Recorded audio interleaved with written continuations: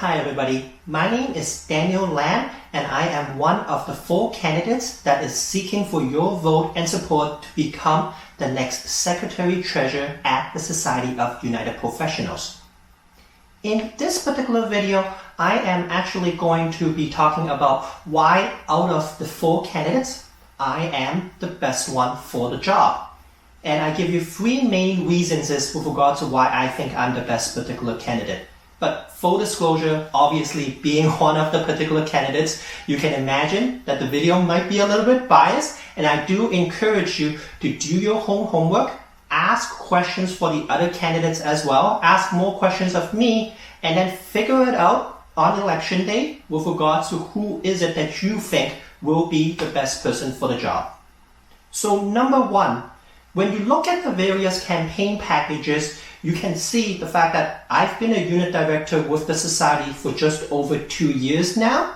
I don't have as much years working inside the unions as some of my other competitors, mostly partially because I guess they are older than me. And the one thing is that while I don't have as many years being inside the union, since being inside this particular unit director role and even before that, I can definitely say that the accomplishments, the things that we have been able to done at Unit 34 at the Hydro One local accomplishments is second to none. And a lot of credit to that is not just myself, it also belongs to the members, the delegates of Unit 34, as well as the other unit directors at Hydro One local and our LVP as well too.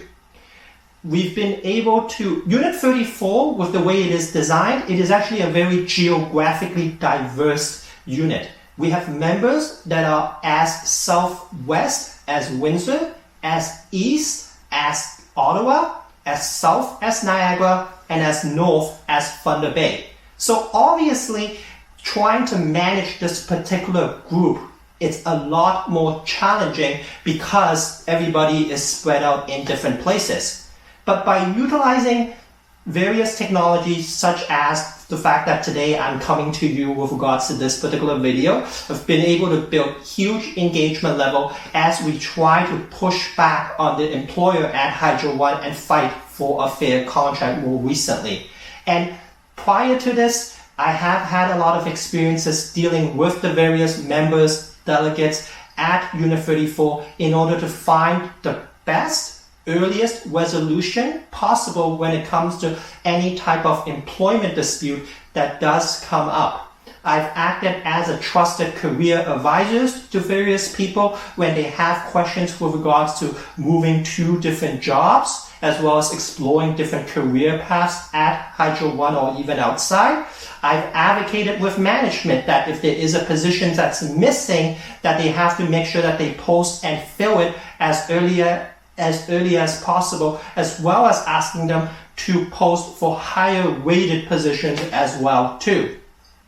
And one of the key things that I am most proud of is the fact that, as I mentioned, we try our best with regards to finding resolutions to problems at the earliest best stage. And as a result of that, Hydro One has one of the lower legal fees that's been incurred out of all of the society locals.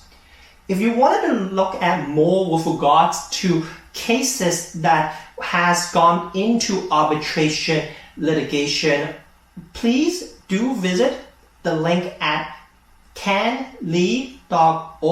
And then if you type in Society of United Professionals and your employer's name, you'll be able to pull out a number of records with regards to what are some of the decisions that's been had between your employer and the union. And please do your research because, as I said, while Hydro One has been one of the locals that has had one of the lower legal fees, ask the other candidates, ask them what is the record when it comes to minimizing and when it comes to finding early dispute resolutions. How many of their cases has actually gone to litigation arbitration? What are the fees that they are incurring on a per member basis that they are having at their particular local? Do they have any disputes that may not necessarily be just with the employer? Do they have any legal disputes with members that might end up in these type of legal battles as well too? So once again, I encourage you to do your homework. I'm very happy and proud of the record that Hydro One has had with regards to minimizing this legal fee. And I think this is something that's very, very important for somebody to be Secretary Treasurer, because the Secretary Treasurer has to help with regards to managing the expense side of the union. Number 2, I am somebody who I consider to be a champion of diversity and inclusion. So I think the best way to illustrate this is with a story. Since being elected as a Society Unit Director, I have been one of the representatives that's been assigned to sit on the Society Executive Board, which meets around on a monthly basis. So far there's been around 20-ish meetings, and I'm happy to say that I've been able to make it to every one of these particular Society Executive Board meetings. In one particular meeting, there was an especially contentious issue that came up for discussion and debate. There was a lot of people who spoke out in favor of the motion. There was a lot of people who asked questions, and then there was a number of people who also spoke out against the motion. There was a vote that was cast where people had to indicate whether they were for or against the motion. And at the end of the day, I don't remember precisely, but I think the voting results was somewhere in the lines of around 12 people for, 12 people against, and then there are 2 or 3 people who abstained. And at the end of the day, the chair of the board had to act as a tiebreaker in order for them to decide how to move forward with this particular motion. So the reason why I'm sharing this is with regards to after this particular vote has taken place, one of my colleagues who was also on the executive board actually called me up and says, Daniel, prior to voting for these particular motions, please contact me and speak to me first. So as you might have guessed, I did vote it in a way that was different than this particular other individual. The other individual actually did speak during the meeting in the hopes to persuading other people with regards to what his viewpoints was. I asked questions with regards to the meeting and spoke a little bit as well too.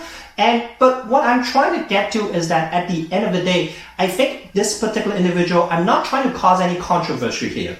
We are one union. I can defend the decision of the board with regards to the fact that we've made a joint decision with regards to how to move forward. I understand both standpoints and I can explain to members with regards to what it is that's going on. But this particular individual, when he took the steps to contact me, I think they were struggling with regards to the fact that why would Daniel vote differently than me? And that is something that I think sometimes we all struggle with. When it comes to diversity and inclusion, we want to be able to encourage people to speak up. We want to create a safe environment for them. We want to be able to appreciate that we are all unique beings with different experiences that leads to how our viewpoints is today. The union has an obligation with regards to informing our various members with regards to what is our positioning. We have an obligation with regards to listening with regards to what is the viewpoints of our members as well too. But when it comes to people who are at the top of this leadership chain, I think what I'm getting at is one of the reasons is why I'm choosing to put my name forward is that I am very much willing, encouraging for other people to speak up. And even when I do encounter people who have a different of opinions than I am, I'm still willing to listen to them as well as reason with them with regards to how best to proceed. But what I'm trying to bring to light is that not everybody in the union necessarily will have that particular ability, and it is very important that we watch out for how we present ourselves to be able to maintain an environment of diversity and inclusion. And number 3, I think that I am somebody who, obviously right now we're going for the Treasury Secretary role. I'm somebody who has a very, very strong degree of financial savviness.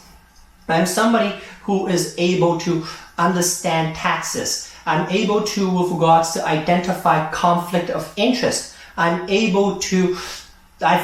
had a lot of experiences with regards to various types of investments. I think the best way to illustrate with regards to my financial savviness might be with a couple of stories here.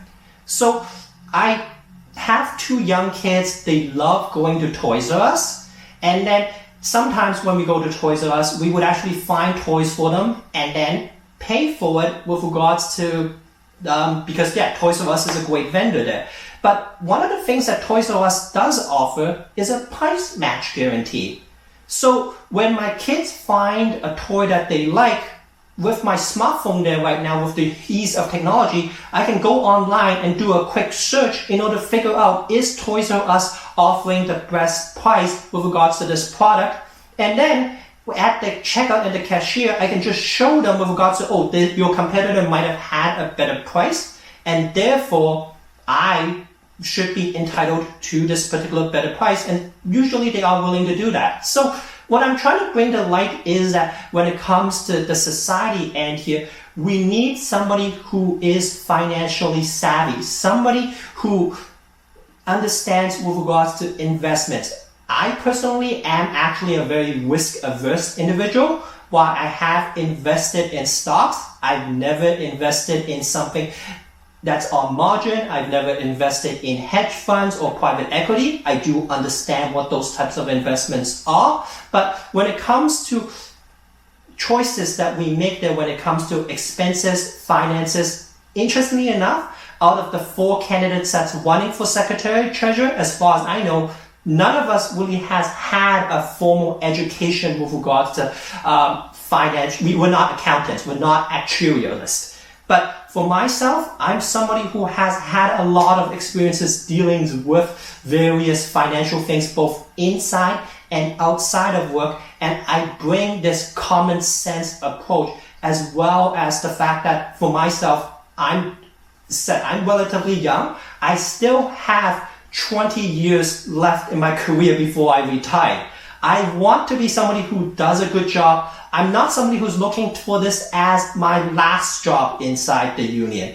I don't plan to be doing this job for 20 years. I will do the best job that I can while I'm at it, but I want to leave behind a good reputation. I want to be able to stand before you guys, the 8,000 members and the 1,700 members inside the Hydro One local there, and tell them the fact that some of these are my friends. These are people that I've interacted with.